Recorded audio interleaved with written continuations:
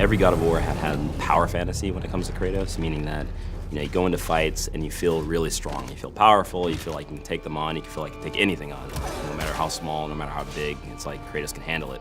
So for this game, even though we were changing pretty much everything about the combat, we wanted to make sure that Kratos still felt like he was a powerhouse. The two things that we had talked about early on were like, one, we don't want to make an open world game. Two, we don't want to just mimic Dark Souls. As much as we like that game, there is kind of this interesting loop inside of it that we wanted to capture. That's when we really, I think, started embracing the fact that not all of God of War just has to be charge in, hit, and then sort of wake up after everything's over, right? We just didn't have that strategic element, that cerebral engagement. And all of the pieces that we put together throughout development put the player in a position that they have to think as they're fighting.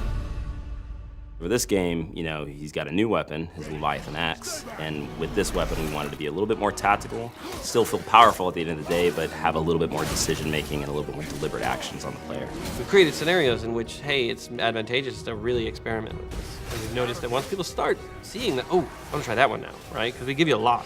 We want to make sure that, hey, when you win this fight, did you win it slightly different than this other player won the fight? Maybe you kicked him into a wall, stunned him, and grabbed him. Maybe you tripped him and then slammed your axe on top of him to split him in half. There's multiple ways to handle enemies this game. But I love the kind of trick shot stuff with the axe. So like throwing and tripping the character and then repositioning myself to put another character between me and the axe, recalling the axe and taking the character from the ground, popping him up, hitting another character in that line from behind, grabbing and then comboing that, launching him up, and then throwing a runic attack on him.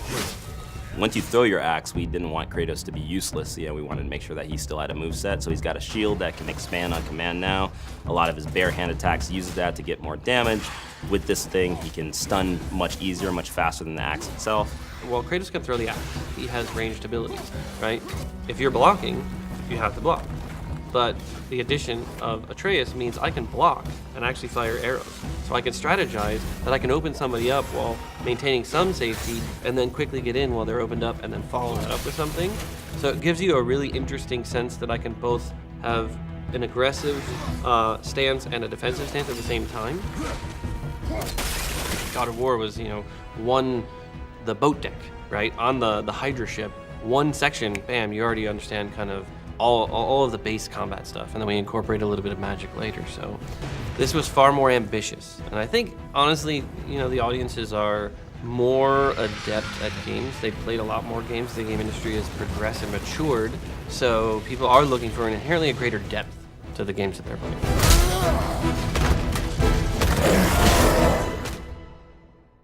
For the players.